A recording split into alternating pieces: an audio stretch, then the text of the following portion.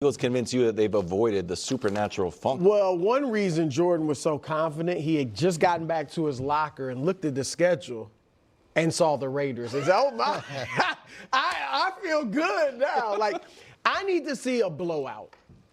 Okay. 7 of their 8 wins, the Eagles, this year have been by 1 score. Yeah. So, it's just the Giants. And we've after wins, there's been all this hand wringing about them. True. So just a close win over the Raiders, who have 2 wins and are likely to be playing their backup quarterback, who we know isn't very good. It would be a win. It'd be great for the standings and you're making the playoffs, but it would almost feel like a loss with that locker room, you know? And so I think they need to come out, blow out. Jalen plays great.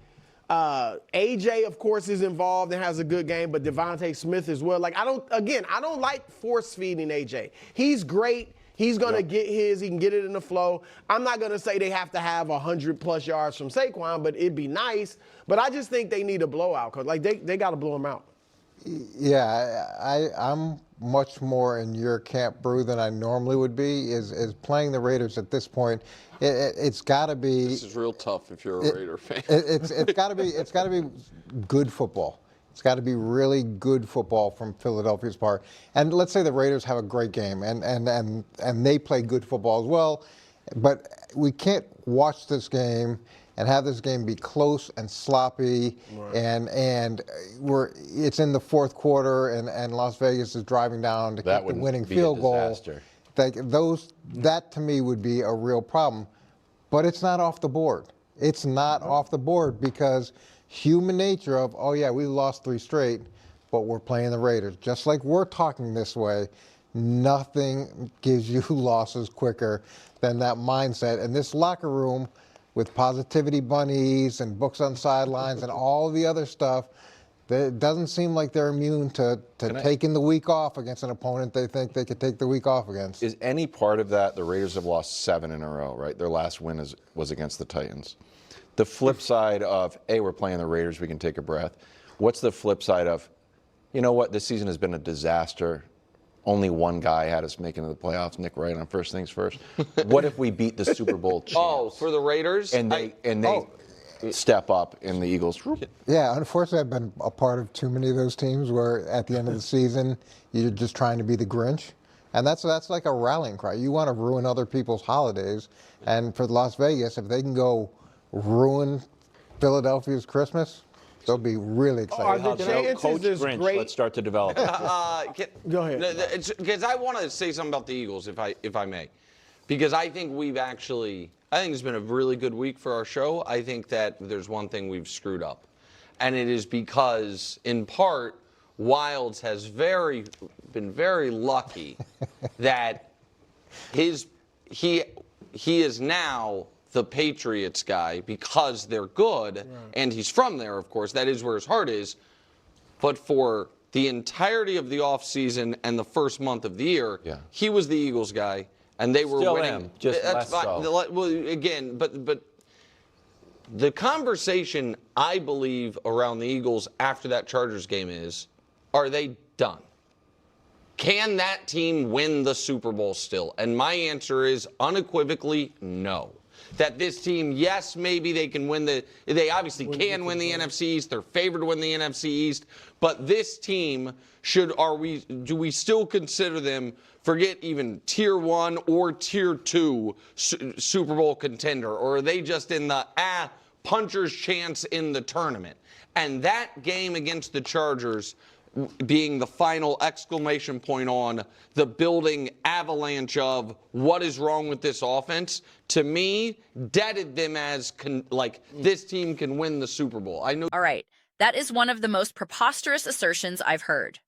The commentator still maintains that the Kansas City Chiefs are viable Super Bowl champions, yet he simultaneously declares that a single game has definitively cemented the Philadelphia Eagles as incapable of winning the Super Bowl.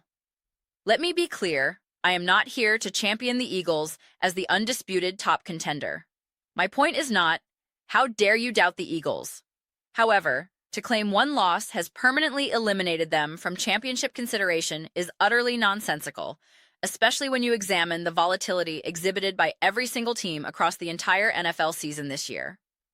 This inconsistency is perfectly illustrated by examining the game logs of one specific opponent, the Las Vegas Raiders. I'm glad the commentator referenced them, as it aligns perfectly with the point I intended to make.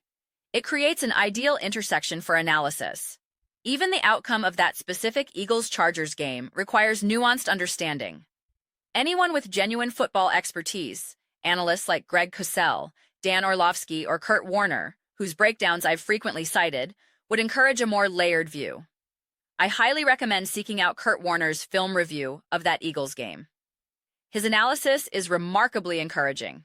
He defends Jalen Hurts and the offensive structure extensively, highlighting how minor, correctable adjustments could yield drastically different results. The margin for improvement is often slim but impactful. I frequently grapple with the overemphasis on blowout victories. I'm on record consistently arguing that demolishing inferior opponents does not inherently validate a team's championship credentials. We witnessed this repeatedly last season and even this year, with teams like the Chiefs rebounding against weak competition. A decisive win over the Commanders or Raiders means very little in the grand scheme. Nothing proves this point more comprehensively than the Raiders' entire 2023 schedule. Let's walk through it. We can dismiss the Chargers game due to their injury-induced collapse. The Patriots, a top-tier team, lost to the Raiders in Week 1. The Commanders blew out the Raiders. That meant nothing. The Bears squeaked by 25-24. The Colts dominated the Raiders. Irrelevant. The Raiders beat the Titans. Inconsequential. Then, we have the Kansas City Chiefs. They absolutely annihilated the Las Vegas Raiders. That resounding victory, as it turned out, meant absolutely nothing in diagnosing the Chiefs' true capability. The Jaguars, a playoff team, eked out a win. The Broncos won a brutal 10-7 contest. They currently possess the NFL's best record. The Cowboys dominated the Raiders in a statement game that proved hollow. The Cleveland Browns secured a convincing win that told us nothing definitive about the Browns. The Chargers blew them out while their own season hung by a thread. The Broncos controlled their game from start to finish in a smooth, professional manner. If the Philadelphia Eagles had executed a game plan similar to the Broncos' efficient, controlled victory over the Raiders, I would feel considerably optimistic. Yet, many fans crave a Chiefs-esque demolition. That Raiders game is the quintessential example of a blowout that provides zero meaningful information about the victor's championship viability. It told us nothing substantive about the Chiefs. Ironically, I defended the Chiefs during their losing streak, only to dismiss their subsequent blowouts of the Commanders and Raiders as insignificant. Some perceived that as hating, but the reality was simpler. I was applying a consistent analytical standard. Winning big against bad teams doesn't erase underlying questions. The context for the Eagles, however, feels distinct. One could argue the Chiefs needed those blowouts to signal a return to form after a slump, potentially sparking positive momentum. The Eagles, conversely, seem to be in a precarious state, fostering a palpable desperation. For them, a mere victory might feel insufficient. A controlled, low-drama win like the Broncos achieved might not satisfy the collective anxiety. The fan base, and perhaps the team itself, might feel they need a comprehensive, dominant showcase. Jalen Hurts throwing for 350-plus yards and rushing for 40, A.J. Brown, Devonta Smith, and Dallas Goedert all finding the end zone, the defensive line generating constant pressure, Saquon Barkley breaking big runs. A complete, unequivocal statement that erases all doubt, regardless of opponent. Alternatively, they could simply win 21-10 in an unremarkable fashion. A few nice drives, a couple of 3-and-outs, a solid performance. Would that inspire confidence?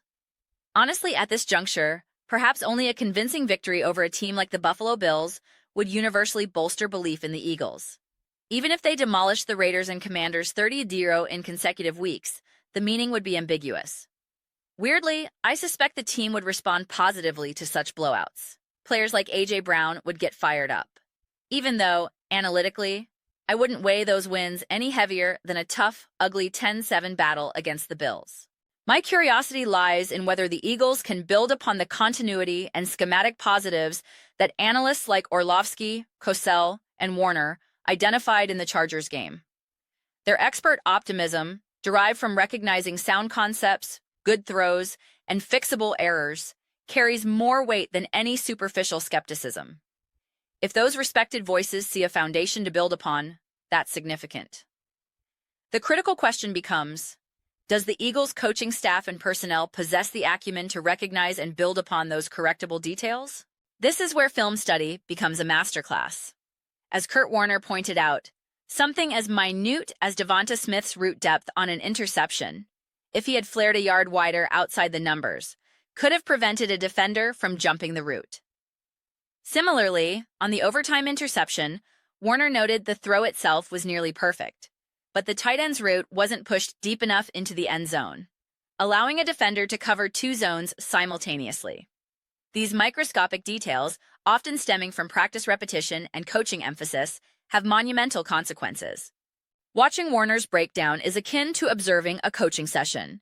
He elucidates what a staff does in film review. This play didn't work. Why? They dissect the alignment, the depth, the quarterback's progression. Warner also highlights the philosophical differences in teaching quarterback reads. Some coaches prioritize one progression, others a different sequence. This variance is a significant, often overlooked disadvantage for a quarterback like Jalen Hurts, who has been subjected to a revolving door of offensive philosophies throughout his career. Building consistent excellence is challenging when the foundational teachings keep shifting. I recall Dak Prescott's authentic relief when Mike McCarthy assumed greater offensive control in Dallas. Prescott expressed how much easier the game felt, referencing a specific aspect, like cadence or pre-snap reads, that simplified his process, something he had never experienced in his entire football life. That is the impact of cohesive, expert coaching. It provides clarity and confidence. So, the impending game against the Raiders means more to me than just the final score. It's a laboratory. Can the Eagles demonstrate the precision, the cleaned-up details, and the conceptual growth that experts have identified as possible? I'd rather see Tank Bigsby integrated creatively, see diverse game plans that reveal adaptability, than witness a predictable, run-heavy 180-yard day from Saquon Barkley that works only because the Raiders' run defense is porous. The latter proves little about their capacity to win in January.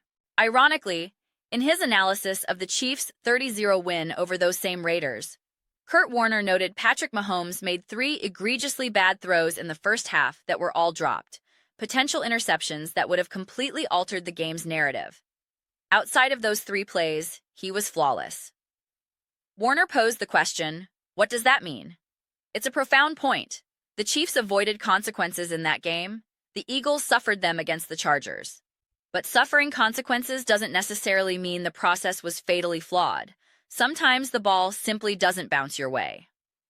The key is discerning the difference between systematic failure and correctable execution errors.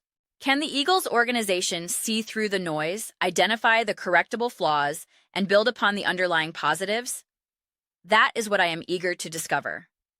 Their championship viability isn't cemented as impossible by one loss, any more than the Chiefs' viability is guaranteed by one blowout of a bad team. This season has been a masterclass in volatility, and declaring any contender's fate based on a single data point, especially against a flawed opponent like the Raiders, is an exercise in absurdity. Those are my reflections. I'm keen to hear yours. What's your assessment of the Philadelphia Eagles? What would convince you they've emerged from their slump? Do you believe it's reasonable to declare their Super Bowl hopes dead while maintaining faith in a struggling Chiefs team simply based on past pedigree? Let me know in the comments below. I read every single comment, whether you agree or disagree. Let's engage in some thoughtful discussion and debate. Please consider subscribing to join our growing community of fans who enjoy deep football conversation. A thumbs up on the video also genuinely helps. Thank you, and I'll see you next time.